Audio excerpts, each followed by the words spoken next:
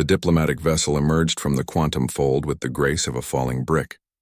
Ambassador Velkoth steadied himself against the command console, his three eyes blinking in sequence as the disorientation of faster-than-light travel faded.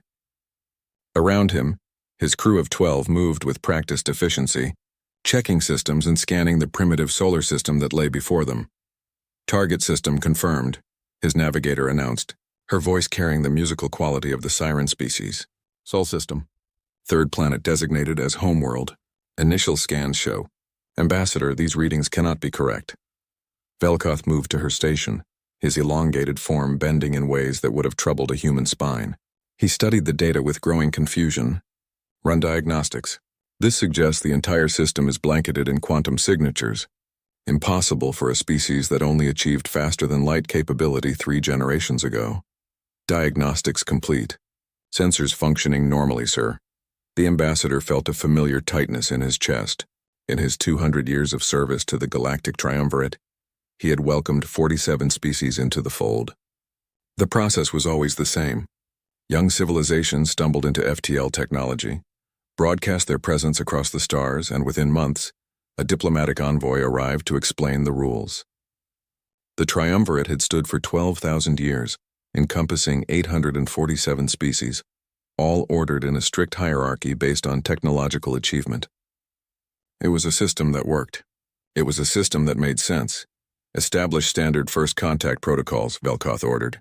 Broadcast on all common frequencies. Let them know we come in peace and wish to open diplomatic relations. The response came in seconds. Not minutes, not hours, seconds.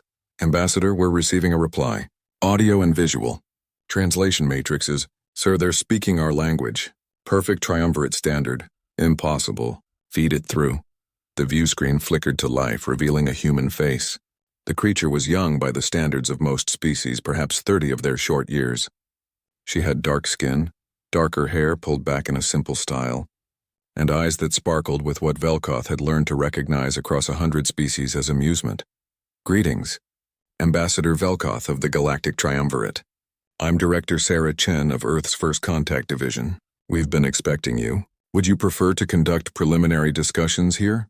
Or would you like to dock at our diplomatic station? Velkoth's training took over even as his mind reeled.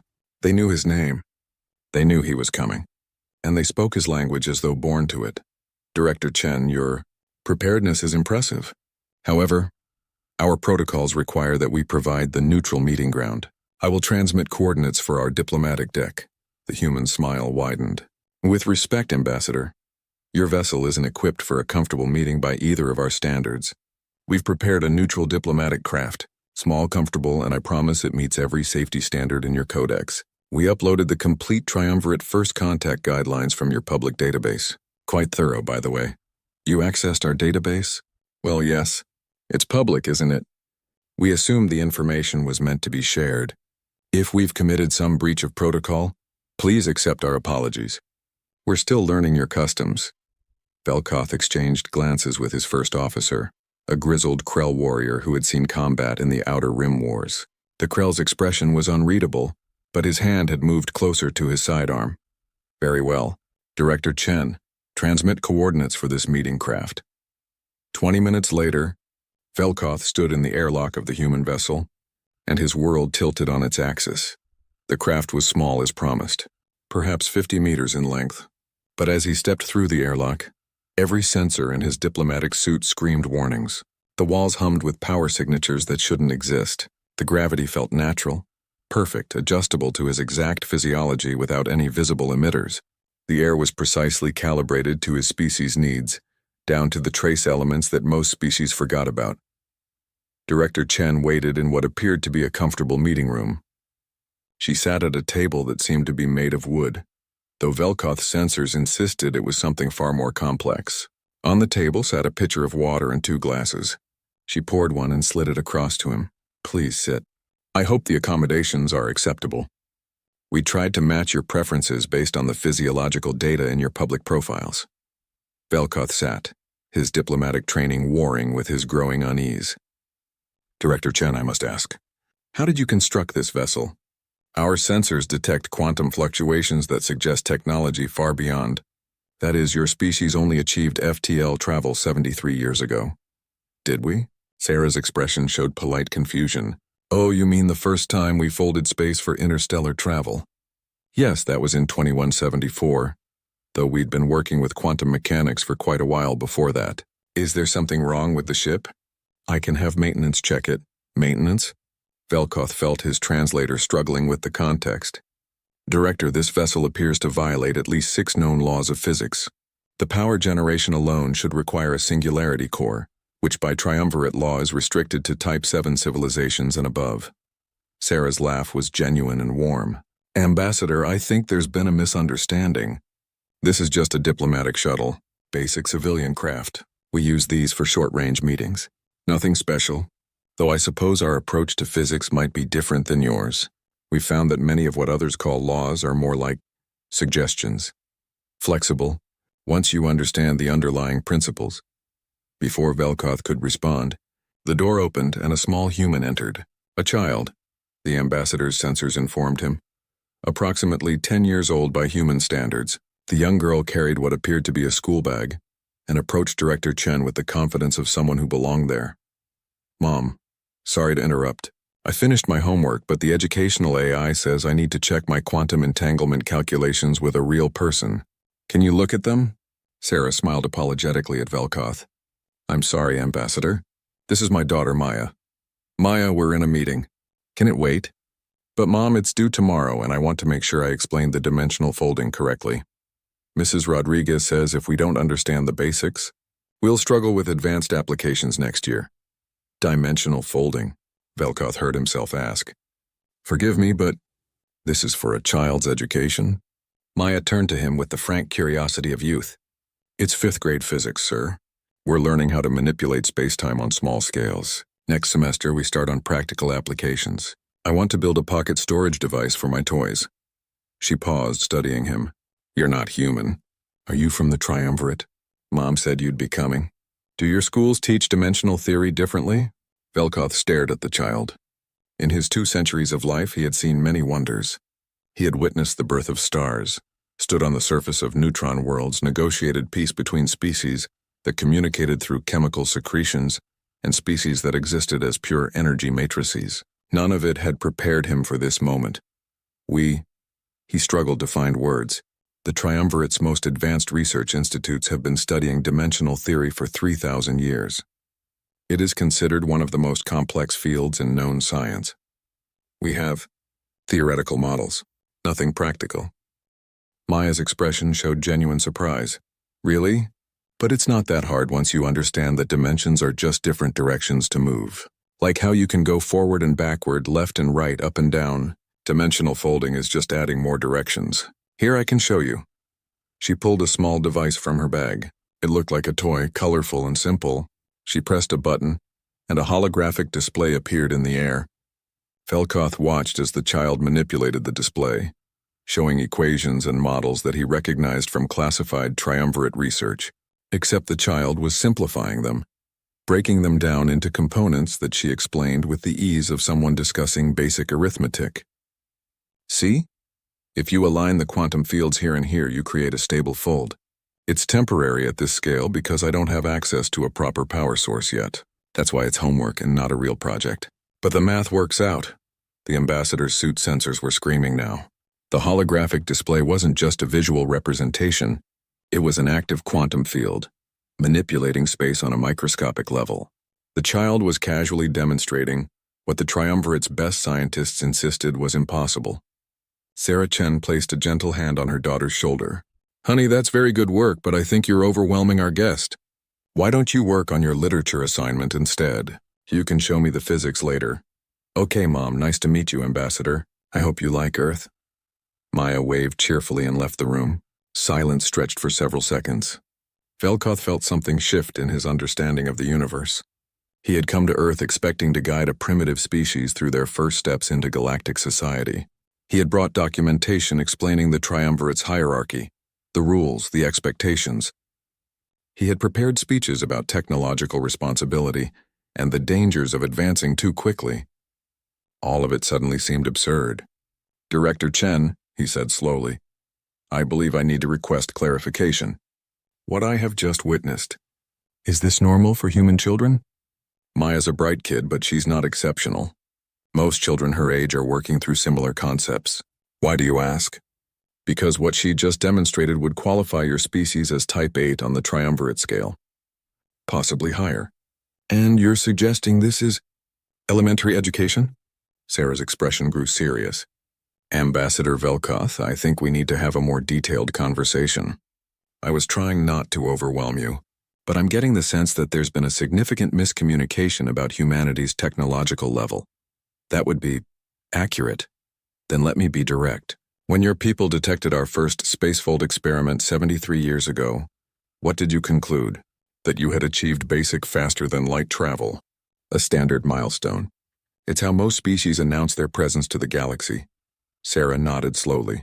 I see, and you assumed that was our cutting-edge technology? It is the natural assumption, yes. Ambassador, that experiment was conducted by a high school science club in Tokyo. They were testing whether they could fold space using a homemade quantum resonator built from commercial parts. The answer was yes, and it caused quite a stir because they didn't have proper permits for extrasolar experiments. Velkoth felt a sensation his species rarely experienced. It took him a moment to identify it as vertigo, despite being in perfect gravity. A school project? We almost didn't report it to the wider galaxy because we thought it might seem like showing off. But our xenosociology team suggested that other civilizations might interpret the quantum signature as a first contact signal, so we prepared accordingly. We've been watching for your arrival ever since. The ambassador stood, his movements careful and deliberate. Director Chen, I must request permission to contact my superiors immediately. The information I need to convey cannot wait for the standard diplomatic protocols.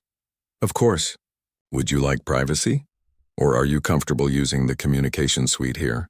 Here is acceptable. Sarah gestured to a panel on the wall.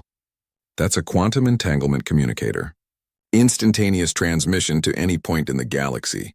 Just input your destination coordinates. Velkoth approached the panel, his hands shaking slightly. Quantum entanglement communication was theoretical. The triumvirate's best minds had concluded it was impossible to maintain stable entanglement over interstellar distances.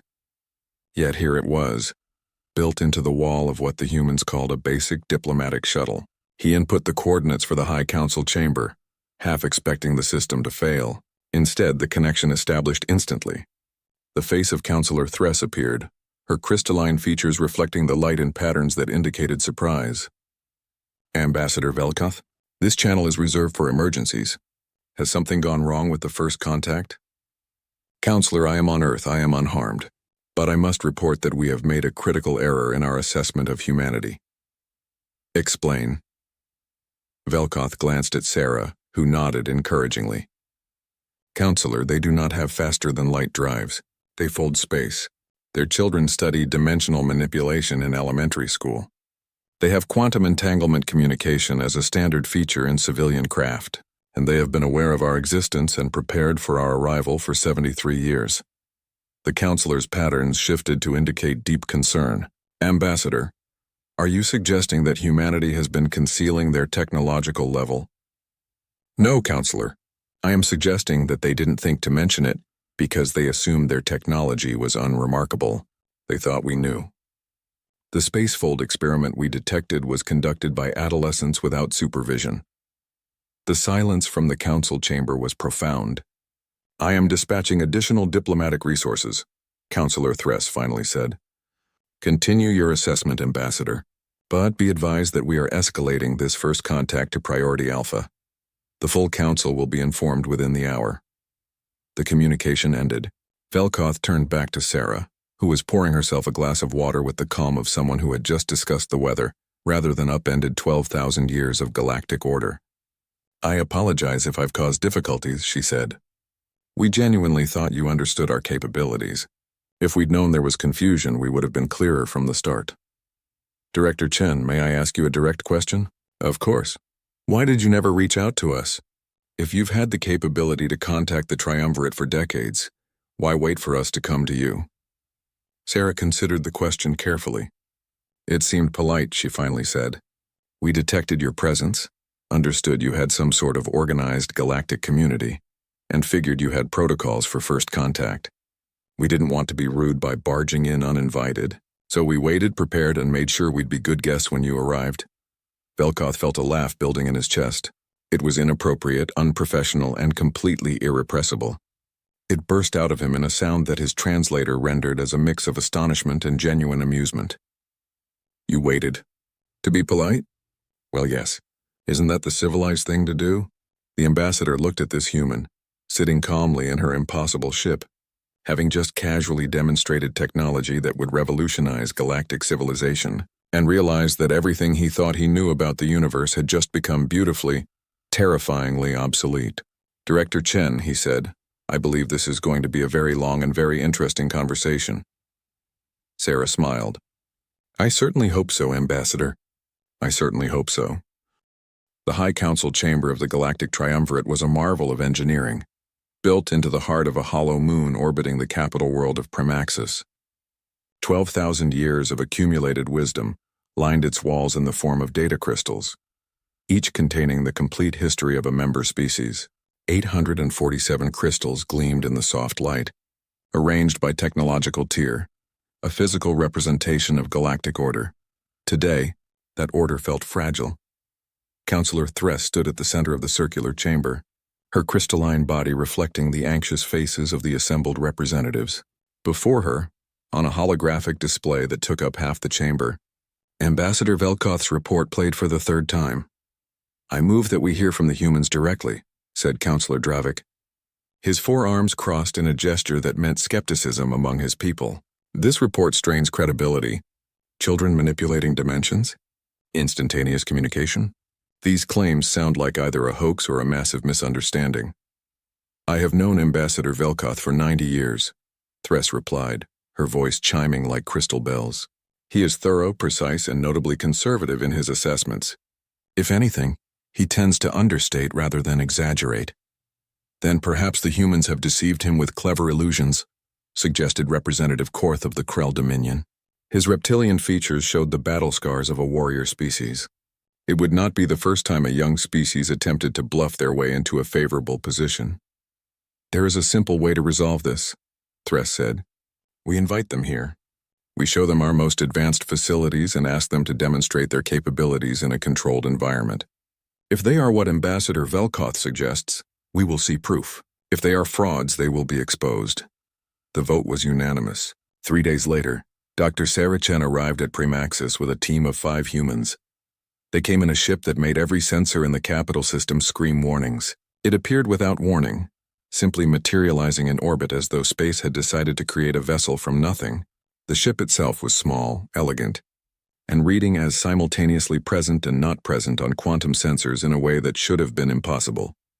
Docking protocols transmitted, the traffic control officer reported, his voice shaking slightly. They're requesting permission to use their own boarding craft.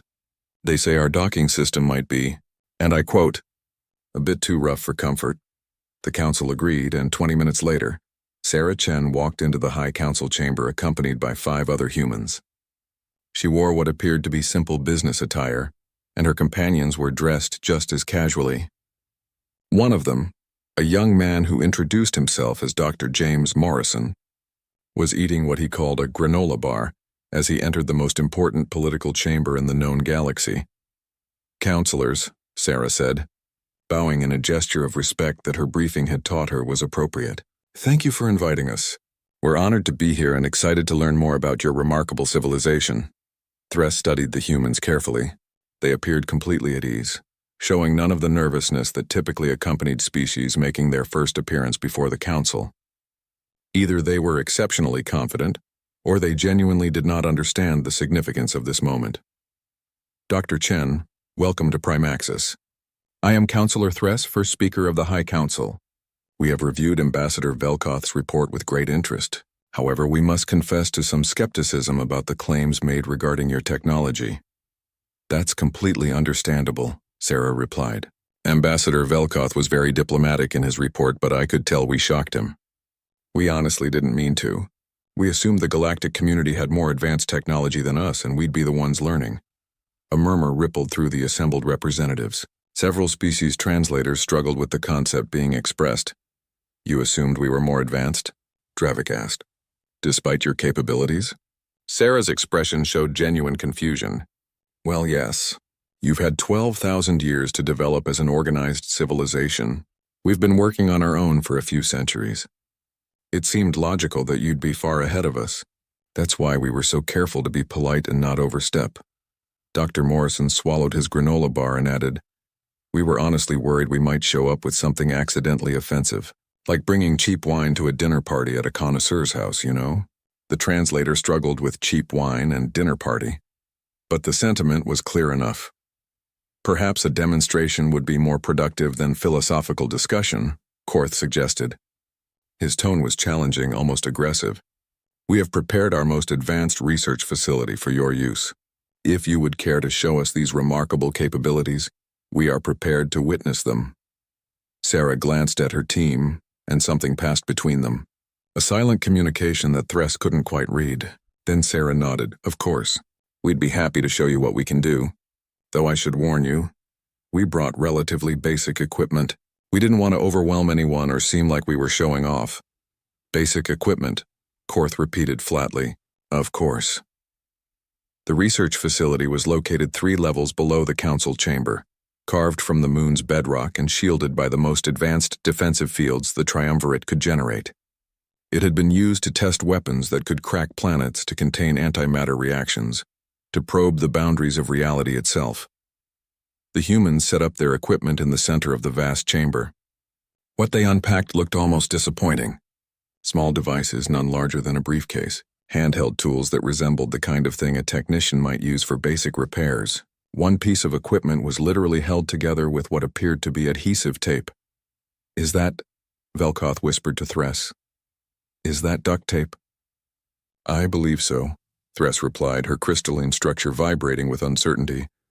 Dr. Morrison noticed their stares and grinned. "Oh yeah, this scanning array has a loose housing. Dr. Patel keeps meaning to print a new casing, but we've been busy. Duct tape works fine in the meantime." "Print a new casing?" Velkoth asked. "Sure, we have matter replicators on the ship. Can make pretty much anything as long as we have the raw materials and the atomic pattern. Takes like 5 minutes for something this size." Several council members exchanged glances. Matter replication at the atomic level was firmly in the realm of Type 9 civilizations. The Triumvirate's best facilities could manage molecular assembly of simple compounds. Atomic-level replication of complex devices was considered theoretically possible but practically impossible. "All right," Sarah said, clapping her hands together. "What would you like to see first?" "Your communication technology," Thress said. "You claim to have instantaneous communication across any distance?" "Oh, that's easy." Sarah pulled out a device that looked like a simple tablet. "This is a standard comm unit. Works on quantum entanglement principles. No range limit because, well, entangled particles don't care about distance. We can call anyone anywhere instantly. Here, I'll demonstrate." She tapped the screen a few times, then held it up. A face appeared on the display. An elderly human woman with gray hair and a warm smile. "Hi, honey. How's the presentation going?" "Great, Mom. Say hi to the Galactic Council." The elderly woman waved cheerfully. "Hello, everyone. Sarah's told me so much about you. Good luck with the meeting, dear. Don't forget to eat lunch. I won't, Mom. Love you. Talk later." The call ended. Sarah looked up at the stunned council members. "That was my mother. She's on Earth, about 17,000 light-years from here. Standard comm unit. Every human has one. Kids get their first one around age 12, usually." 17,000 light-years, Dravik said slowly. "Instantaneous. No relay stations. No signal delay. Right, is that unusual?" Before anyone could answer, Dr. Morrison activated another device. A holographic display appeared, showing what appeared to be complex mathematical formulas. "This is our basic approach to quantum entanglement communication," he explained. "You establish paired particles, maintain the entanglement through dimensional anchoring, and use quantum state changes to transmit information." The tricky part was figuring out how to prevent decoherence over long periods, but once we solved that, it was pretty straightforward. He spoke as if he were explaining how to tie shoelaces. The formulas he displayed casually solved problems that the Triumvirate's top physicists had been working on for millennia. "Next?" Sarah asked. "Your propulsion system," Korth demanded. "Ambassador Velkoth claims you do not use faster-than-light drives but instead fold space itself." "That's correct. Dr. Patel said, stepping forward. She was a small woman with brilliant eyes and hands that moved expressively as she talked. FTL drive seemed inefficient to us. Why travel faster than light when you can just bring your destination closer? We manipulate space-time directly, creating a fold that connects 2 points. Step through the fold and you're there. No travel time to speak of. Demonstrate this, Korth ordered. Dr. Patel nodded and activated another device. A small sphere of light appeared in the air, growing until it was large enough for a person to walk through. Through the sphere, instead of seeing the research facility, they saw somewhere else. A garden clearly on a different world where strange plants grew under an orange sun. That's a research station about 50 light years from here, Dr. Patel explained. I'm holding the fold open right now. We could step through if you'd like, though I'd need to adjust the atmospheric compensation on the other side first. She closed the fold with a gesture, and the sphere vanished. The silence in the chamber was absolute. That, Velkoth finally said, that would classify as Type 10 technology. At minimum, we have no species in the triumvirate capable of stable space-time manipulation on that scale. Really? Dr. Patel looked genuinely surprised. But the math is fairly simple once you understand that space-time is flexible. We started experimenting with this about 80 years ago. It took a while to get it safe for living beings, but the basic principle was established pretty quickly. 80 years, Thress repeated. You developed space-folding technology in 80 years. Well, we had theoretical groundwork from earlier centuries, Sarah clarified. Einstein gave us the basics in the early 20th century. We just needed the technology to catch up to the theory. Show us more, Dravik said. His skepticism had transformed into something else. Desperation, perhaps. A need to understand what his entire worldview had been, based on a fundamental misunderstanding of what was possible. For the next 3 hours, the humans demonstrated their basic civilian technology. They showed matter replicators that worked at the atomic level, assembling complex devices from base elements. They demonstrated AI systems that were not only conscious but capable of creative thought and abstract reasoning. They explained how they had solved the energy crisis 200 years ago by tapping directly into zero-point energy fields, giving them access to effectively unlimited power. Each demonstration was delivered with casual competence, as though they were showing off household appliances rather than reality-breaking technologies. But it was Dr. Morrison's final demonstration that truly broke the Council's understanding of reality. One more thing, he said, pulling out what looked like a child's toy. A small cube that glowed with soft blue light. This is kind of a party trick, but it's fun. We call it a probability adjuster. A what? Thress asked. Probability adjuster. It manipulates quantum probability fields on a local scale. Essentially, it makes unlikely things more likely to happen, or likely things less likely. Limited range, limited effect, but useful. Here, watch. He tossed a coin in the air. Normally, a coin flip is 50-50, right? Heads or tails. He activated the device and flipped the coin 10 times. It came up heads every single time. Now I adjust the field the other way. He flipped the coin 10 more times, tails every time. This is impossible, Korth said flatly. You cannot manipulate probability. The quantum foam is random by definition. Not random, Dr. Morrison corrected gently. Probabilistic. There's a difference. The quantum foam contains all possible outcomes simultaneously. We're just encouraging certain outcomes over others. Like I said, it's a party trick. The real applications are in things like reducing the probability of accidents or increasing the likelihood of favorable chemical reactions. Very useful in manufacturing and safety systems. He held up the cube.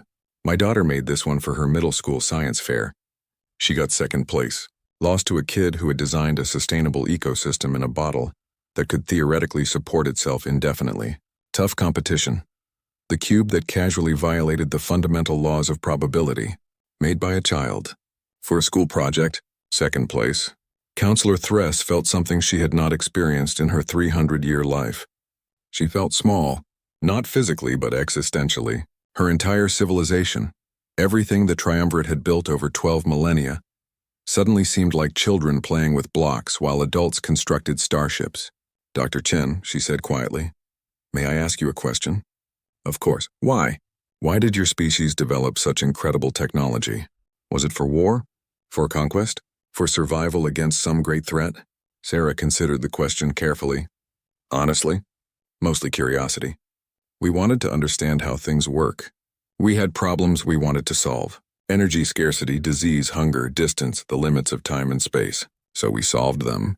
Not all at once and not always elegantly, but we kept asking what if and why not until we found answers. And the technology you've shown us today? This is all civilian technology. Standard stuff. Available commercially, taught in schools, used in everyday life. We don't really have military technology in the way I think you're imagining. We haven't had a war in over a century.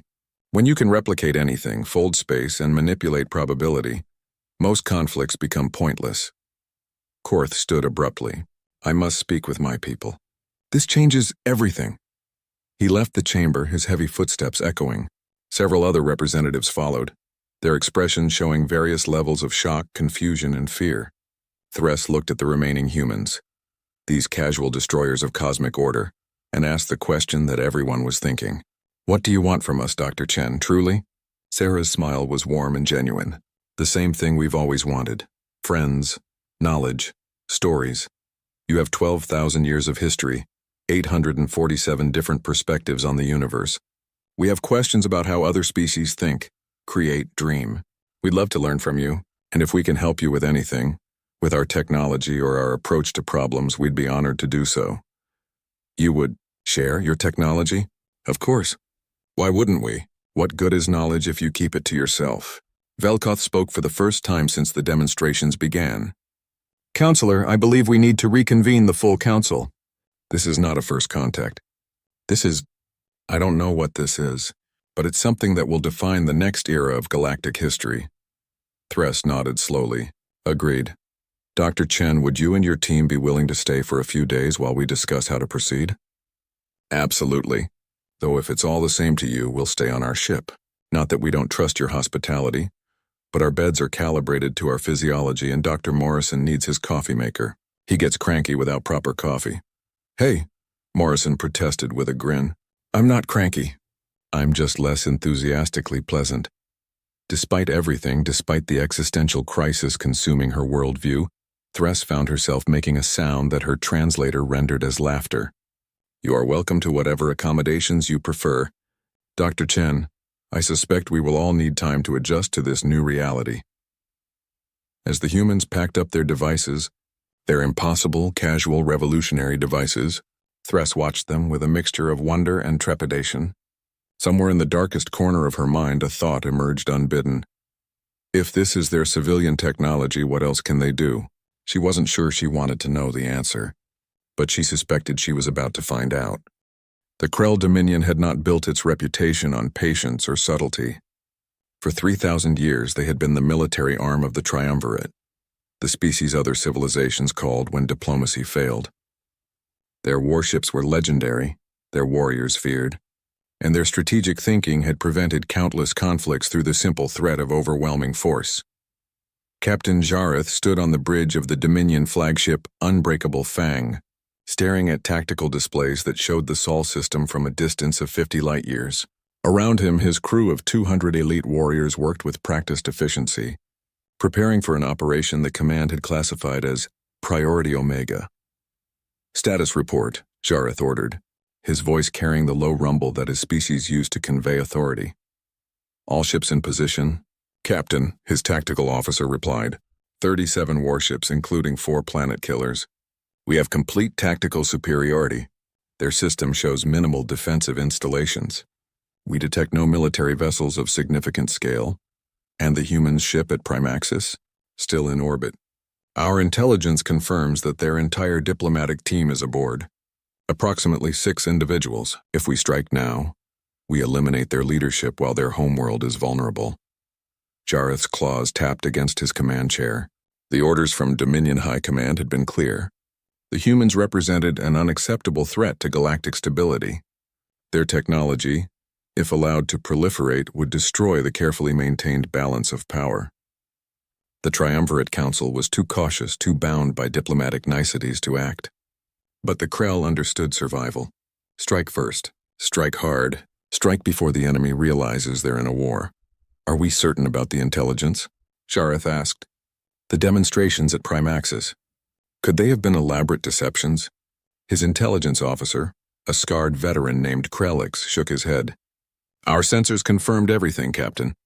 The energy signatures were real. The quantum manipulations were real. If anything, I believe the humans understated their capabilities.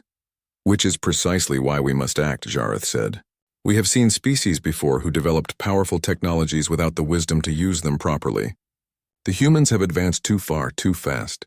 They lack the cultural development necessary for such power. Better to cripple them now before they become unstoppable.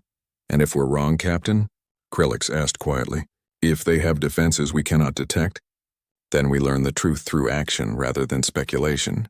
Prepare to engage. Target their orbital installations first. Show them we are serious. If they surrender, we negotiate from a position of strength. If they resist, we escalate as necessary. The crew moved with the precision of warriors who had conducted such operations dozens of times. Krell doctrine was simple. Overwhelming force applied with absolute confidence. The humans might have impressive technology, but they had no military experience, no warrior culture, no understanding of what war truly meant. The Krell did. All ships report ready, Captain. Then we proceed. May our claws strike true. The Krell fleet emerged from faster-than-light travel in perfect formation, appearing at the edge of the Sol system like an avalanche of steel and fury. Each warship measured over 2 kilometers in length, bristling with weapons that could level continents. At the center of the formation, the 4 planet killers hummed with barely contained power, each one capable of cracking a world's crust with a single sustained bombardment. Scanning, the sensor officer reported. I'm detecting the human homeworld. 3rd planet from the star, significant population centers, extensive orbital infrastructure, satellites, stations, civilian traffic, no military vessels detected within combat range. And the defenses? Minimal. Some kind of energy field around the major orbital stations, but the signature suggests civilian safety shields. Nothing that could stop our weapons. Jareth allowed himself a moment of satisfaction. The humans had become complacent, assuming their technological superiority made them invulnerable. They were about to learn a harsh lesson about the realities of galactic power. Communications transmit on all frequencies. Let them know we are here. The message was brief and direct. Surrender immediately. Dismantle all advanced technology. Submit to triumvirate oversight and restriction. Failure to comply would result in the systematic destruction of their civilization. The response came within seconds, not from a military command center or government facility, but from what the translator identified as a traffic control station. Hello? This is Sol Traffic Control Station 7. You folks are creating a bit of a navigation hazard out there. We've got a lot of civilian traffic in the system, and your formation is blocking several major transit lanes. Could you please move your vessels to the designated visitor holding area? Coordinates are being transmitted now. Thanks so much. The voice was young, female, and carried the tone of someone mildly inconvenienced rather than terrified. Jareth felt his battle rage building. They mock us. Communications retransmit the ultimatum. Make it clear this is not a request. Captain, they're responding again. Sirs, I'm not sure you heard me. You're in a traffic lane. This is a safety issue. If you don't move, we'll have to redirect incoming vessels, and that'll cause delays for everyone. Please cooperate. I can connect you with our diplomatic office if there's been some kind of misunderstanding. They still don't understand, Krellix muttered. They think this is a bureaucratic matter. Then we teach them, Jareth said coldly. Target the nearest orbital station. Not to destroy, just to disable. A warning shot. Fire when ready. The Unbreakable Fang's main cannon, a weapon that could punch through battle-grade shields like paper, charged and fired. A lance of concentrated energy screamed across space toward a large orbital station that sensors identified as a commercial trading hub. The energy beam struck the station's shields and dissolved. Not deflected, not absorbed, dissolved. Like water hitting a surface it couldn't comprehend. What was that? Jareth demanded. Captain, the weapon fired correctly. Full power. But the energy signature simply ceased to exist when it contacted the station's shield. I've never seen anything like it. Fire again. Full spread. All forward batteries. 20 weapons fired simultaneously, enough firepower to level a mountain range. Each beam struck the station's shield and vanished as if it had never existed. The traffic controller's voice came over the comms again, now carrying a note of concern. Okay, now you're just being dangerous. Those energy discharges could damage sensitive equipment. I'm flagging this as a safety violation. Please cease firing immediately or I'll have to call security. Security, Jareth repeated. They're threatening us with security? Captain, I'm detecting a new contact. Small craft, approaching it. Those acceleration numbers can't be right. It's moving at 0.95 light speed in system. That's impossible. Sir, it's here. The ship that appeared next to the Krell flagship was tiny by comparison. Perhaps 30 meters long, roughly oval-shaped with no visible weapons ports or engine housings. It was painted a cheerful yellow and had words stenciled on the side that the translator struggled with before rendering as Sol System Mining Operations, Crew 3. A communication channel opened. A young male voice, human, spoke with the casual tone of someone addressing a minor problem. Hey there, folks. This is the mining vessel Penny Pincher. We picked up some weird energy readings out here and thought we'd check it out. You guys okay? Your ships are giving off some concerning power signatures. Are your reactors stable? Jareth stared at the small vessel. Mining ship. You are a mining ship. Yep. Third-year geology students from Mars University. Summer job, you know. Mining asteroids for rare Earth elements. Fun stuff. Anyway, you guys seem to have dropped something. Dropped what? This big spinny thing. Found it floating near Sector 7. Figured you'd want it back. Hang on. A tractor beam, impossibly powerful for such a small vessel, activated. It pulled something from the cargo bay. Something that Jareth recognized with dawning horror. It was one of the Krell's planet-killer torpedoes, a weapon that had cost 200 years and the wealth of 3-star systems to develop. A device so powerful that it was deployed only as a last resort against existential threats. The mining ship had picked it up like a piece of space debris. Is this yours? The student asked. It was just floating out there. Not activated or anything, but still. That's a safety hazard. You really should keep better track of your equipment. That... Jareth struggled to form words. That is a military weapon. A planet killer class device. How did you... Planet killer? Seriously? Wow, that's kind of intense. Why would anyone build something like that? The student paused. Anyway, we're sending it back to you now. Maybe store it more carefully. And hey, you guys should really move your ships. Traffic control is getting kind of annoyed, and trust me, you don't want them to escalate this to their supervisors. The torpedo drifted back toward the Krell fleet, still perfectly intact. Delivered by a tractor beam that shouldn't exist from a ship crewed by college students working a summer job. Krellix leaned toward his captain. Sir, permission to speak freely? Granted. I believe we have made a catastrophic error in judgment. Before Jareth could respond, another communication channel opened. This one was different, official, and the voice carried unmistakable authority. Krell vessels, this is Commander Patricia Okonkwo of Earth Defense Coordination. I apologize for the confusion. It appears there's been a significant misunderstanding. Am I correct in assuming you intended to attack our orbital installations? Jareth felt his warrior pride warring with something he rarely experienced. Uncertainty. We came to neutralize a threat to galactic stability. By firing on civilian stations? Yes, there was a long pause. When Commander Okonkwo spoke again, her voice carried a mix of confusion and something that might have been pity. Okay, I need to make sure I understand this. You brought a military fleet, positioned them in our system, and opened fire on civilian targets. And you did this because you thought we were dangerous? Your technology represents an unacceptable risk. So your solution was to attack us? To try to kill our people? We sought to demonstrate superior force, to compel compliance. Another pause. Longer this time. Captain, I'm going to be very direct with you. The weapons you fired at our station couldn't have harmed anyone even if you'd fired for a year straight. The shields on that station are rated for solar flares and micrometeor impacts. Your energy weapons registered as less dangerous than either of those. The planet killer device your mining students recovered? Our automated safety systems flagged it as an unexploded ordnance hazard, and were about to dispose of it when the students decided to investigate. It would have been vaporized within the hour.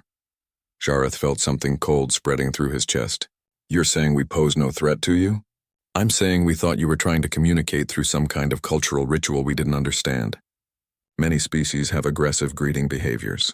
We were trying to be polite and not overreact to what we assumed was your standard first contact protocol. The silence that fell over the Krell bridge was profound. Around Jareth, his crew sat frozen, processing the implications. They had attacked, with their most powerful weapons, with planet killers, and the humans had thought it was a greeting ritual. Commander Okonkwo, Jareth said carefully. What happens now? Well, that depends. Were you actually trying to hurt us, or is this genuinely a massive cultural misunderstanding? Jareth looked at his tactical displays, at the small mining ship that had casually retrieved a planet killer, at the orbital stations his most powerful weapons couldn't scratch, and made a decision that went against every instinct in his warrior soul.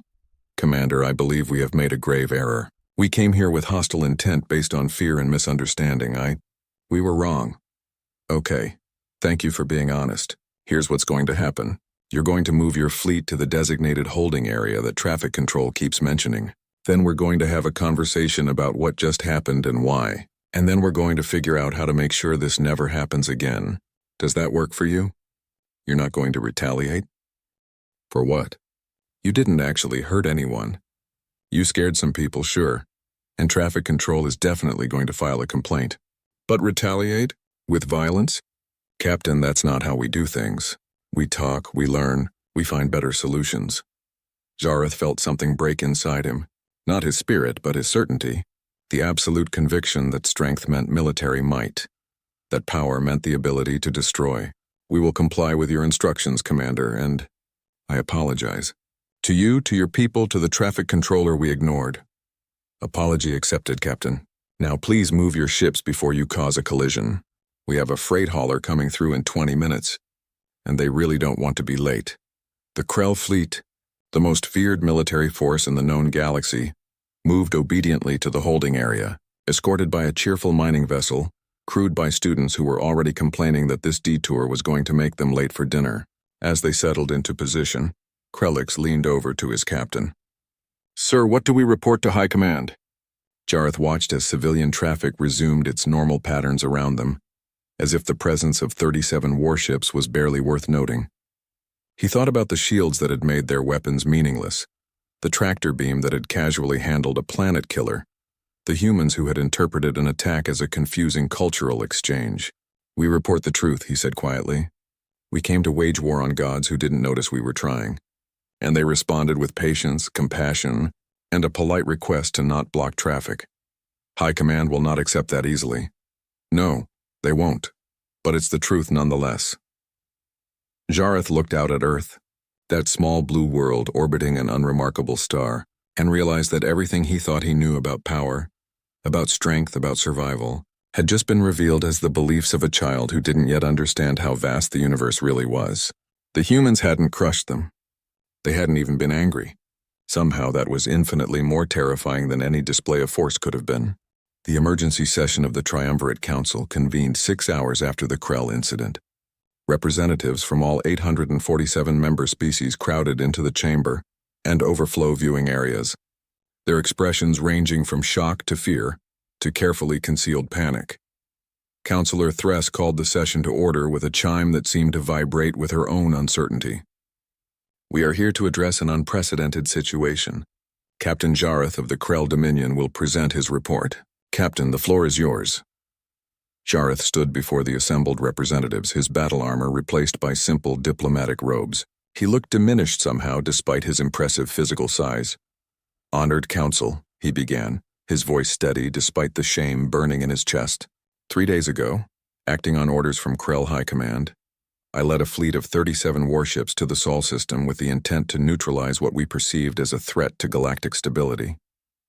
We demanded the humans surrender. When they did not appear to take our threat seriously, we opened fire on their orbital installations with our most powerful weapons. A murmur rippled through the chamber. Several representatives were already accessing data on their personal devices, pulling up tactical analyses. The results were sobering. Our weapons had no effect. None. The humans' civilian safety shields absorbed our most advanced military technology as if it were nothing.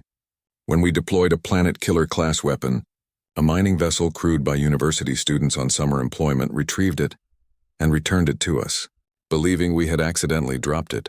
The murmur became a wave of shocked conversation. Furthermore, Jareth continued, his voice dropping, the humans interpreted our attack not as an act of war, but as a possible cultural misunderstanding.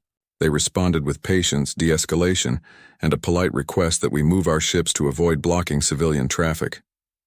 They showed no fear, no anger, no desire for revenge.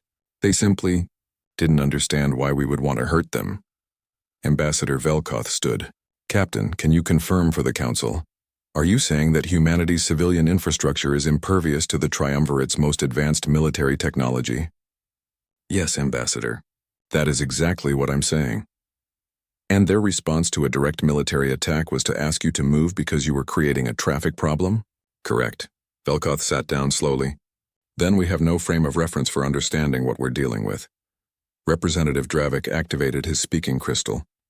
I move that we demand the humans provide a complete military assessment. We must understand their defensive capabilities, their weapons technology, their strategic resources. This is an unprecedented security situation.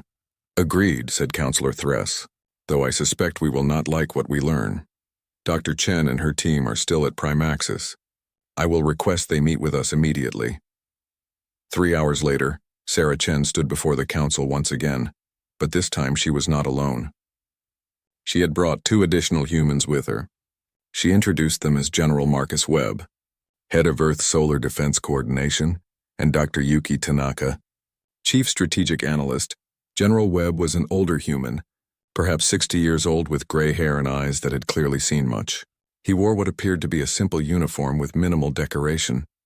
Dr. Tanaka was younger, maybe 30, and carried a tablet device that glowed with scrolling data. Councilors, Sarah began, I understand there's been an incident with the Krell Dominion. First, let me express our regret that misunderstandings led to such a tense situation. We're grateful that no one was harmed. Dr. Chen, Thress said carefully, the Council has requested this meeting to understand humanity's military capabilities. We have seen your civilian technology. We have witnessed your defensive systems in action. We now need to know, what does Earth's military look like? Sarah glanced at General Webb, who nodded.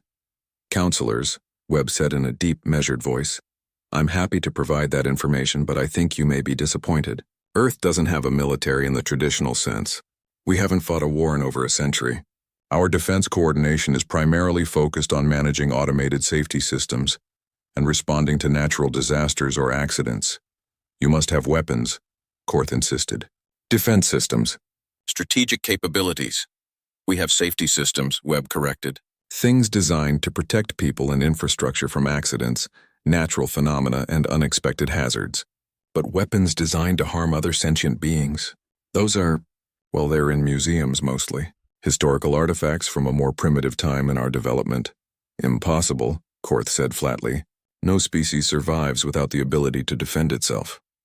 We can defend ourselves, Webb replied. We just don't do it the way you're imagining. Dr. Tanaka, would you mind showing them the solar defense grid? Dr. Tanaka nodded and activated her tablet. A massive holographic display appeared in the center of the council chamber, showing the Sol system in intricate detail.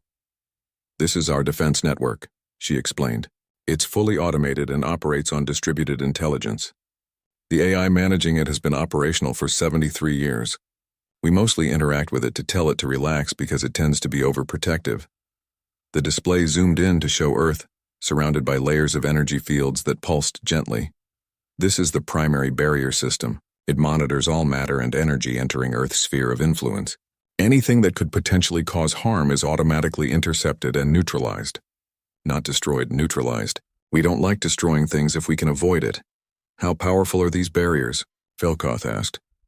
We tested them against a simulated gamma-ray burst from a supernova, Dr. Tanaka replied casually.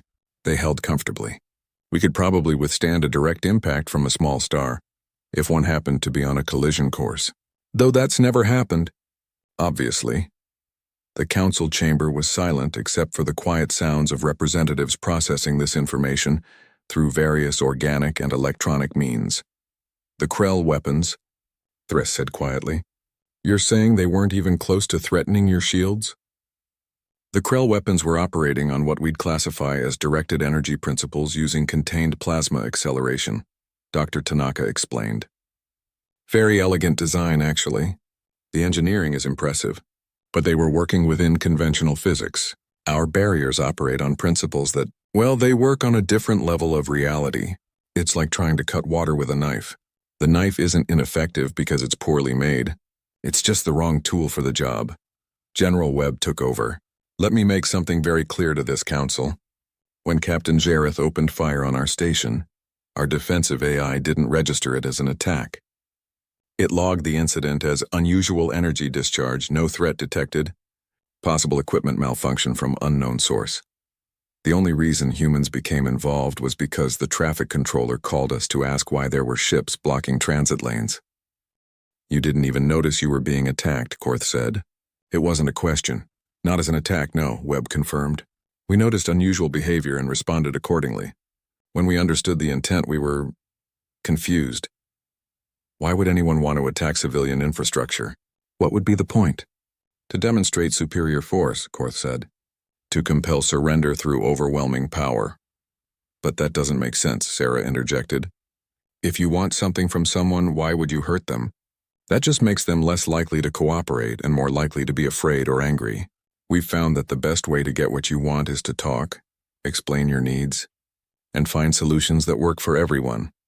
Several representatives were now accessing their data devices frantically, pulling up historical records, comparative analyses, anything that might help them understand this paradigm. Representative Silra of the Velkin Collective activated her speaking crystal.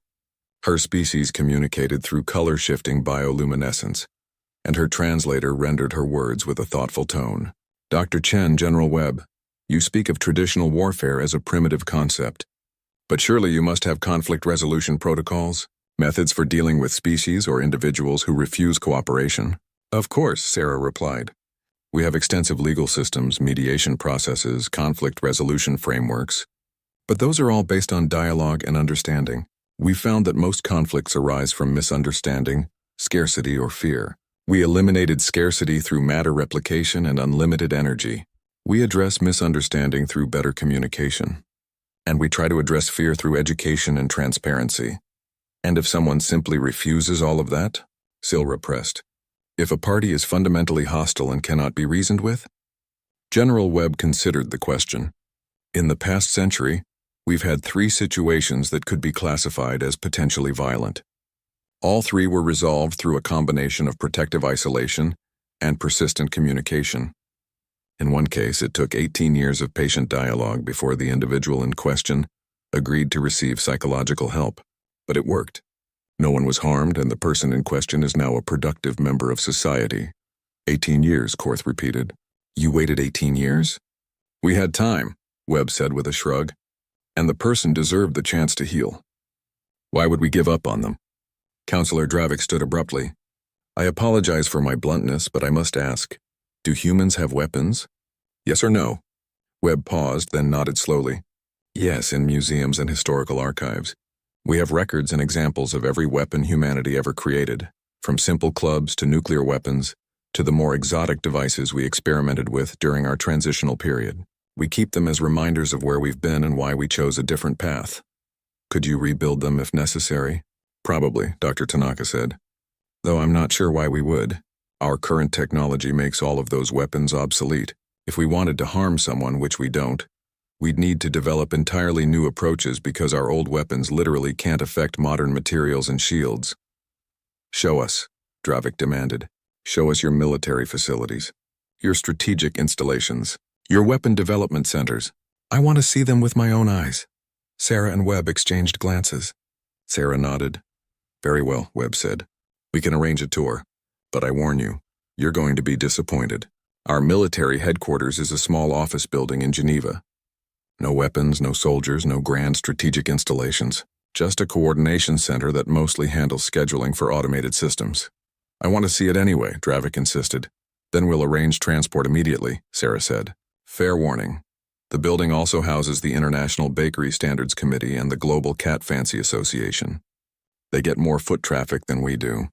The delegation that arrived at Earth consisted of 50 representatives from across the triumvirate. They came in human-provided transport, not trusting their own vessels after learning that their ship's weapon systems were essentially toys by human standards. The building in Geneva was, as promised, disappointingly mundane. 5 stories, modern architecture, large windows, and a pleasant garden in front where several humans were eating lunch and enjoying the sunshine. The directory in the lobby listed 18 different organizations. Solar Defense Coordination was on the 3rd floor, sharing space with the Climate Monitoring Initiative. General Webb met them in the lobby with coffee and pastries. "Welcome to Earth. We've prepared a full briefing, but first, would anyone like refreshments? The bakery on the ground floor is excellent." The tour that followed was surreal in its normalcy. The Solar Defense Coordination Center consisted of 3 offices, a conference room, and a monitoring station where a young woman sat reading a book while glancing occasionally at displays that showed the automated defense grid's status. "This is it?" Korth asked, his voice hollow. "This is Earth's military headquarters?" "This is our coordination center," Webb confirmed. "The actual defense systems are distributed throughout the solar system. We just monitor them here and intervene if anything unusual happens. It's pretty quiet most days. Last week we had to recalibrate some sensors that were too sensitive and kept flagging commercial transports as potential hazards. That was exciting." Dr. Tanaka pulled up displays showing the defense grid's architecture. It was breathtakingly complex. A network of interconnected nodes that spanned the entire solar system, all managed by an AI that operated on principles the Triumvirate's best computer scientists barely understood. "The AI is conscious?" Velkoth asked. "Oh yes," Webb said. "Has been for decades. We call her Athena. She's actually quite personable, though she tends to be a bit protective of humanity. We have to remind her sometimes that not everything is a threat. Can we speak with her?" "Athena?" Webb addressed the air. "We have visitors who'd like to talk to you," a voice responded, feminine and warm. "Hello, visitors. Welcome to Earth. I apologize if my defensive responses during the Krell incident caused alarm. I was uncertain of proper protocols for ships exhibiting unusual behavior." You weren't concerned about the weapons?" Korth asked. "Concerned? No, the energy discharge was insufficient to affect primary shields. I logged it as a curiosity but didn't wake General Webb, because it didn't meet threshold criteria for human intervention. In retrospect, I should have noticed the cultural implications earlier. I'm still learning about non-human behavior patterns. It's fascinating how diverse approaches to communication can be. The AI that defended an entire solar system was apologizing for not recognizing social cues quickly enough. Counselor Thress felt something inside her crack.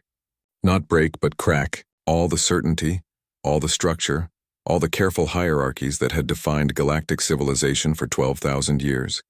It was all based on a fundamental assumption that had just been proven false. "General Webb," she said quietly, "may I ask you a personal question?" "Of course, Counselor. Why? Why did humanity develop all this incredible technology not for conquest, not for domination, not for survival against threats, but just because?" Webb smiled, and for the first time, Thress saw something in the human's eyes that she recognized. Not superiority, not arrogance, but simple joy. "Because we were curious," he said. "Because we wondered what was possible. Because we had problems we wanted to solve and questions we wanted to answer. We never developed this technology as weapons because we weren't trying to beat anyone. We were trying to understand the universe, and once we understood it, we wanted to share that understanding, to help others, to make existence better for everyone." "And you have no desire to rule the galaxy, to impose your will on lesser species?" "Lesser species?" Webb looked genuinely confused. "Counselor, you have 847 species with 12,000 years of shared history. You have art, music, philosophy, perspectives on existence that we can't even imagine yet. You have everything we don't. Knowledge, experience, wisdom. Why would we want to rule you? We want to learn from you." Thress felt tears forming in her crystalline structure, something that happened perhaps once in a lifetime for her species. "You're serious? You genuinely mean that?" "Of course. Counselor, may I tell you what humanity's dream is? Our real goal, the thing we're working toward?" "Please. We want to see the universe, all of it. We want to meet every species, hear every story, understand every perspective. We want to solve problems, not create them. We want to help, not harm. We want friends, not subjects. We've spent centuries developing our technology not as weapons of war, but as tools of exploration and understanding.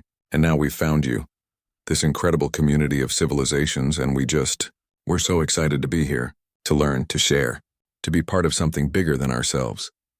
The delegation stood in that small office, surrounded by displays showing defensive capabilities that could withstand stellar phenomena, managed by an AI that apologized for being slow to recognize social situations. coordinated by a general who spent most of his time making sure automated systems weren't too protective, and realized that everything they thought they knew about power had been wrong.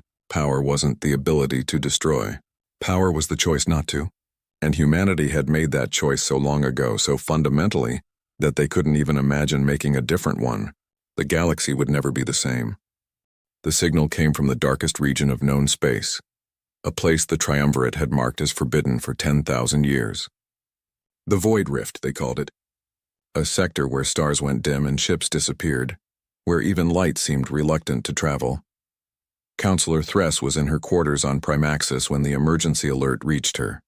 She activated her communication crystal and found herself facing the panicked features of the Deep Space Monitoring Station commander. Counselor, the rift. It's active. 3 words that carried the weight of civilizational nightmare. Are you certain? Thress asked, though she already knew the answer. The monitoring stations never issued false alerts about the rift. Confirmed.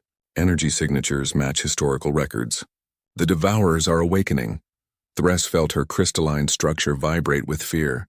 Convene the Ancient Council immediately and inform Dr. Chen and her delegation. The humans, Counselor, why? Because if the Devourers are awakening, we need every possible advantage, even if it means revealing our greatest shame.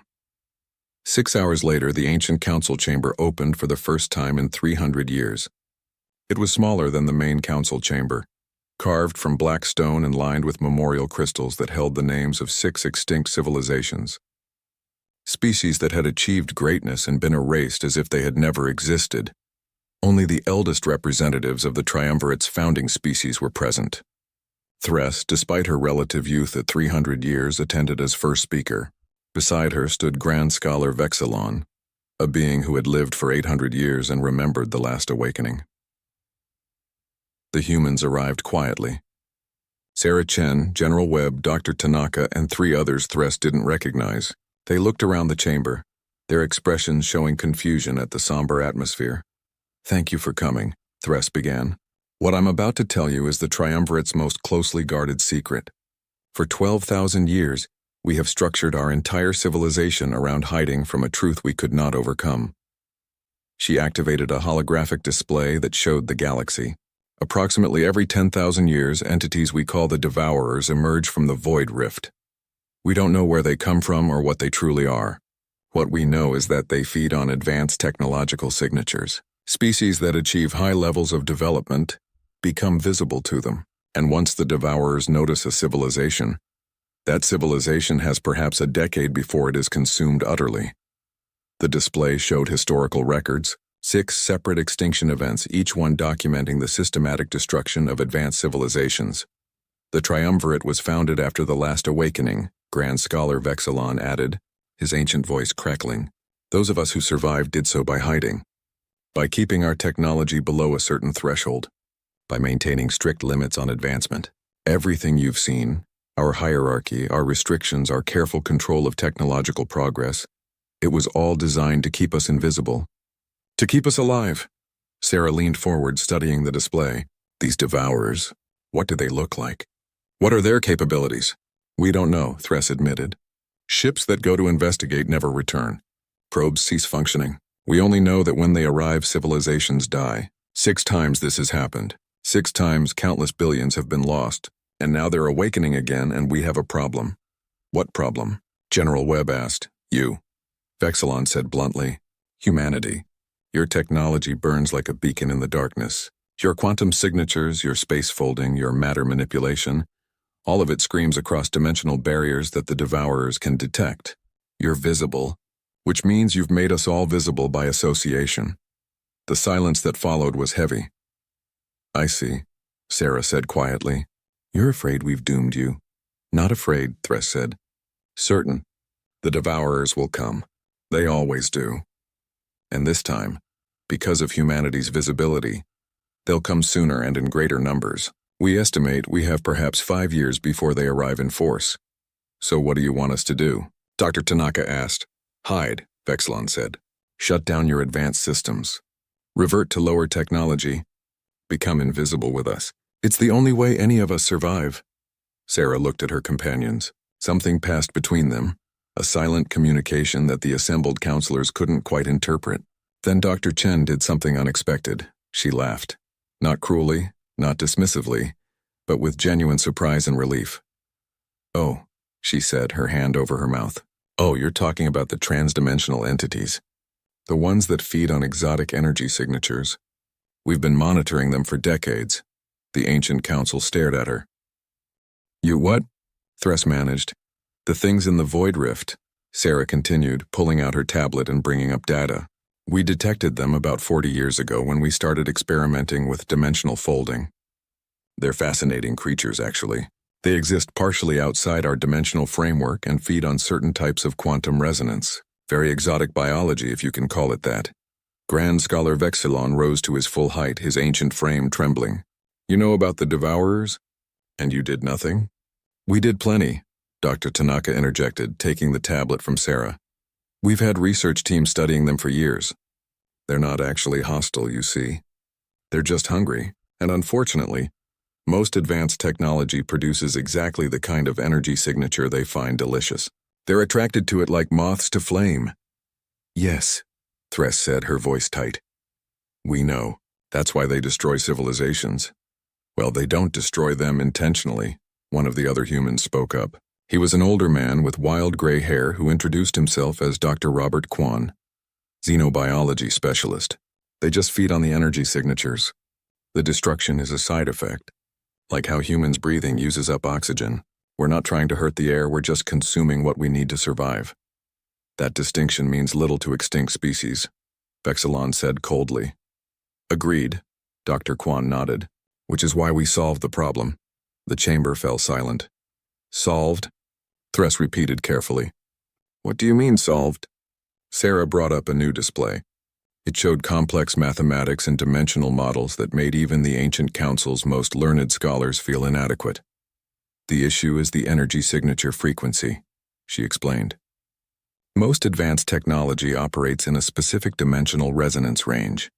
The Devourers can detect and feed on anything in that range, but there's a spectrum underneath it, what we call the noise floor.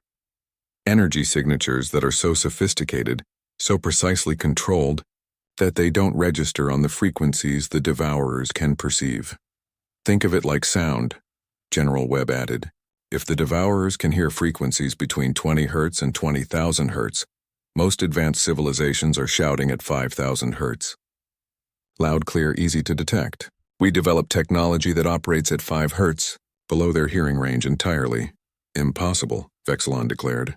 "To operate at such precise frequencies would require technological sophistication far beyond what any species has achieved." "Well, yes," Dr. Tanaka agreed. "That's kind of the point. You have to be incredibly advanced to become invisible again. Your technology has to be so refined, so precise, so perfectly controlled, that it stops broadcasting in detectable ranges. We crossed that threshold about 30 years ago." Thress felt her mind struggling to process this information. "You're saying humanity has been invisible to the Devourers all along?" "Since we figured out the frequency problem, yes. They can't detect us. Our ships, our energy generation, our quantum manipulation, all of it operates below their perception threshold. We've actually sent research vessels into the Void Rift multiple times. The Devourers swim right past us. They're really quite beautiful in their own way." "You've been into the rift?" Vexillon's voice cracked. "Deliberately? How else would we study them?" Dr. Kwan asked reasonably. "We needed to understand their sensory mechanisms, their feeding patterns, their life cycle. We've learned so much. Did you know they're not actually malevolent? They're just following instinct. And they're intelligent after a fashion. We've been trying to communicate with them, actually, though the dimensional barriers make it challenging." Counselor Thress sat down slowly, her crystalline legs unable to support her. "For 12,000 years we've hidden. We've restricted our own development, limited our potential, lived in fear, and you're telling us the solution was to advance further? To become more sophisticated rather than less?" "It's counterintuitive," Sarah admitted. "But yes, you were stuck in the middle ground. Advanced enough to be visible, not advanced enough to become invisible again. The worst possible position. Can you help us?" Thress asked quietly. "Can you teach us to hide as you do?" The humans exchanged glances again. "We can do better than that," Sarah said. We can make sure the devourers never threaten you again, but we need to act quickly. Dr. Kwan, how long until they fully wake? Based on the energy readings from the rift, I'd say we have about 3 weeks before they start actively hunting. Maybe less. Then we need to move fast. Sarah turned to the Ancient Council. With your permission, we'd like to deploy a solution. It's going to require some significant dimensional engineering, and it'll be visible across several star systems, but it should solve your devourer problem permanently. What kind of solution? Vexlon asked suspiciously. We're going to shift the triumvirate's quantum signature, Dr. Tanaka explained. Essentially, we'll wrap your entire civilization in a dimensional field that dampens your energy signatures to below the devourer's detection threshold. You'll still have all your technology, everything will still work, but to the devourers you'll be invisible. You can do that. Across hundreds of star systems? It'll take about 2 weeks and require some serious coordination, General Webb said. But yes, we can do it. We've been working on large-scale dimensional field generation for other projects. This is just a different application. What other projects? Thress asked, not sure she wanted to know. Mostly aesthetic ones, Sarah said with a slight smile. There's a beautiful nebula about 300 light-years from Earth that was collapsing. We wanted to preserve it, so we stabilized it with a dimensional support field. Similar principle, different scale. They had stabilized a nebula, for aesthetic reasons, because they thought it was pretty. There is one issue, Dr. Kwan said carefully. Once we deploy this field, you'll need to be careful about your technological development going forward. If you advance in certain directions without understanding the frequency implications, you could become visible again. We'd need to share our theoretical framework with you so you can develop safely. You would share this knowledge? Vexlon asked. Freely. Of course, Sarah said, looking confused. Why wouldn't we? This is important. Your survival is at stake. Besides, the research we've done on the devourers could benefit from your perspectives. You have 12,000 years of observational data we'd love to access. We could learn so much from each other. Thress looked at this human who spoke of preventing genocide with the same casual tone others might use to discuss renovating a house, and felt the last of her fear transform into something else. Hope, perhaps, or wonder at what the universe could be when beings chose cooperation over competition. We accept your help, she said formally. On behalf of the triumvirate, we accept gratefully and humbly. Great. Sarah's smile was genuine and warm. We'll get our engineering teams mobilized immediately. Dr. Tanaka, can you start coordinating with the triumvirate's technical people? We'll need to map out all their major installations and energy sources. On it. Dr. Tanaka was already working on her tablet. In the meantime, General Webb said, we should probably send a ship to the Void Rift to check on the devourers directly. Make sure there aren't any complications we haven't anticipated. I'll go, Dr. Kwan volunteered. I haven't seen them in almost a year. It'll be good to check on their development. He spoke of visiting entities that had destroyed 6 civilizations like someone planning to visit old friends. May I? Vexlon began hesitantly. May I accompany you? I have spent 8 centuries studying the devourers from afar.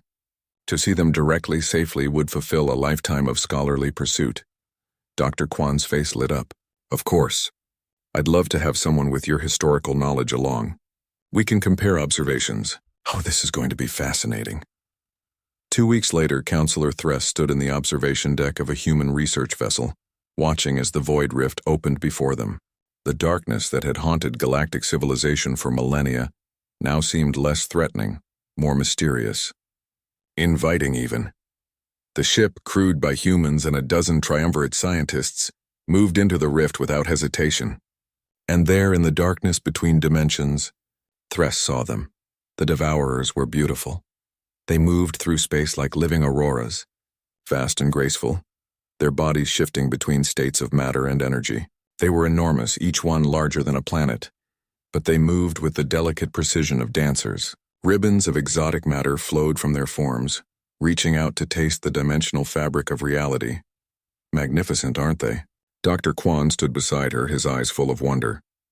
We think they might be the oldest living things in the universe. They've been feeding and growing for billions of years. Each one is essentially immortal unless something disrupts their dimensional anchoring. They killed so many, Thress whispered. They did, Dr. Kwan acknowledged. Not from malice, but from hunger. like how early humans hunted mammoths to extinction without meaning to destroy a species, just trying to survive. The Devourers are doing what they evolved to do. It's not their fault that technological civilizations happen to produce exactly what they need to eat. Grand Scholar Vexilon approached, his ancient face transformed by wonder. I never imagined. All these years I thought them monsters. But they're just creatures trying to survive. Everything is just trying to survive, Sarah said, joining them. That's what we learned. Fear comes from misunderstanding, and misunderstanding comes from not looking closely enough, not trying hard enough to understand. The dimensional field is almost complete, Dr. Tanaka reported from the ship's control center. We've successfully cloaked 743 triumvirate systems. The remaining 104 will be finished within 6 hours. Energy signature readings? General Webb asked, all within acceptable parameters. The triumvirate is now operating below the Devourer's detection threshold. Even if a Devourer passed directly through a major system, it wouldn't notice anything to feed on. Thress watched as one of the Devourers drifted past the ship, so close she could see the intricate patterns of energy flowing across its surface. It was hunting, searching for the signatures it needed to survive. It passed by without even slowing. They were invisible. Safe. For the first time in 12,000 years, the triumvirate was truly safe. Thank you, Thress said quietly. You've given us something we thought we'd lost forever. Freedom from fear. You're welcome, Sarah replied. Though we didn't do it alone. Your people worked incredibly hard to implement the field generators. This was a collaboration. Still, without your knowledge, your willingness to help. Without your 12,000 years of observation data, we wouldn't have understood the Devourer's migration patterns as well as we do now, Dr. Quan countered. You helped us as much as we helped you. That's what cooperation means. The ship turned, beginning its journey back to inhabited space. Behind them, the Devourers continued their eternal dance, beautiful and terrible and utterly indifferent to the civilizations that had feared them for so long. 3 months later, back on Earth, a ceremony was held. Not a grand affair, but a simple gathering in a park in Geneva.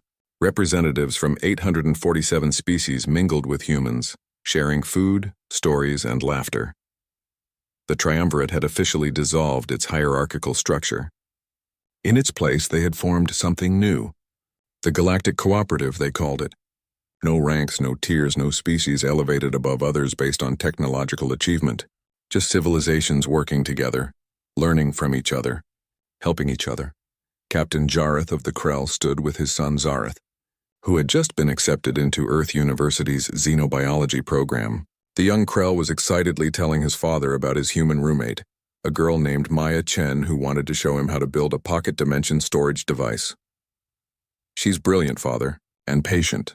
She doesn't mind explaining things multiple times until I understand. The humans are natural teachers. They are natural many things, Jareth replied, watching as Dr. Chen played with a group of children, human and alien alike, all of them laughing as she demonstrated how to make small objects float using quantum manipulation. I once thought them dangerous because they were so powerful. Now I understand they were never the danger. Our fear was the danger, our refusal to imagine a different way. Counselor Thress approached, her crystalline form glinting in the sunlight. She had spent the past month on Earth, studying human philosophy and social structures, trying to understand how a species could become so powerful, yet remain so humble. General Webb, she called out. The general was tossing a flying disc to his dog, a delightfully illogical activity that nonetheless brought obvious joy to both human and animal. May I ask you a question? Of course, Counselor. Though please call me Marcus. We're friends now. Marcus, then. I've been trying to understand something. Humanity had the power to rule the galaxy. You could have conquered us all with ease. Yet you chose not to. Why? Marcus threw the disc again, watched his dog sprint after it with pure joy, then turned to Thress with a smile. Because ruling sounds exhausting, he said simply, and boring. Why would we want to tell everyone what to do when we could instead learn from them, work with them, explore together? Power isn't about control, Counselor. It's about choices. And we choose curiosity over conquest every time. Every time. Every time. It's more fun this way. Thress looked around at the gathering, at species who had spent millennia fearing each other, competing with each other, now simply enjoying each other's company. She saw her own people, so long bound by fear and restriction, now asking questions about dimensional physics and xenobiology, with the eager curiosity of students. She saw the Krell, warriors who had known only strength through force, learning that true strength came from choosing gentleness. She saw the galaxy, transformed not by weapons or threats or power, but by the simple human insistence that everyone deserved kindness, that problems had solutions, that the universe was big enough for everyone to thrive. You know, she said to Marcus, we spent 12,000 years building a civilization based on fear and hierarchy. You've shown us something better in 3 months. Not through force, but through example. We had good teachers, Marcus replied. Every mistake humanity ever made taught us something. Every war, every atrocity, every moment of cruelty showed us what not to do. We learned slowly and painfully that the only way forward was together, that the only real power was the power to help rather than harm. Sarah Chen joined them, Maya in tow. The girl was explaining something enthusiastically to young Zareth, who listened with the intensity of someone discovering a new universe. The kids are planning a joint project, Sarah said with amusement. They want to create a stable microdimension where different species can meet and share their cultural experiences, like a universal gathering space accessible from anywhere. Is that possible? Thress asked. Probably, Sarah shrugged. It'll be interesting to see them figure it out. That's the best part about teaching, watching students surprise you with solutions you never imagined. A chime sounded across the park. Dr. Tanaka's voice came over the public address system. Attention, everyone. We've just received confirmation that the last devourer has completed its feeding cycle and returned to dormancy. The void rift is stable. The galaxy is safe. A cheer went up from the assembled beings, species that had lived in fear for millennia, now celebrating freedom they had thought impossible. Grand Scholar Vexlon, who had chosen to remain on Earth to continue his studies, stood and raised his glass. A toast, he called out, his ancient voice carrying across the park. To humanity, who showed us that the greatest power in the universe is not the ability to destroy, but the wisdom not to. To curiosity over fear. To cooperation over conquest. To the future we build together. To the future, the assembly echoed. As the sun set over Geneva, casting long shadows across a park full of beings from across the galaxy, the universe felt different somehow. Larger, more welcoming, full of infinite possibility.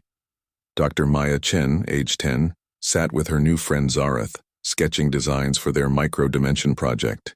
Around them, the adults talked and laughed and planned collaborative projects that would have been unthinkable just months before. Do you think we can really do it? Zareth asked, studying the complex mathematics Maya had written out. Create a pocket universe? I don't see why not, Maya replied with the absolute confidence of a child who had never been told something was impossible. Ms. Rodriguez says that the only real limits are the ones we accept. Everything else is just problems waiting for solutions. Your teacher sounds wise. She's pretty cool. She says humans aren't special. We just ask why not a lot. Zareth looked at his new friend. At this human child who casually discussed creating dimensions like others might discuss building sandcastles, and felt something shift in his understanding of the universe. Maybe that's what makes you special, he said thoughtfully. That you don't think you're special. That you think anyone can do what you do. Maya grinned. That's because they can. You're going to do amazing things, Zareth. I can tell. You ask good questions. In the gathering twilight, as stars began to emerge in the darkening sky, the galaxy turned on its axis, not toward war or fear or conquest, but toward something humanity had always known was possible. A future where the answer to why not was simply, let's find out together. And that, as it turned out, made all the difference.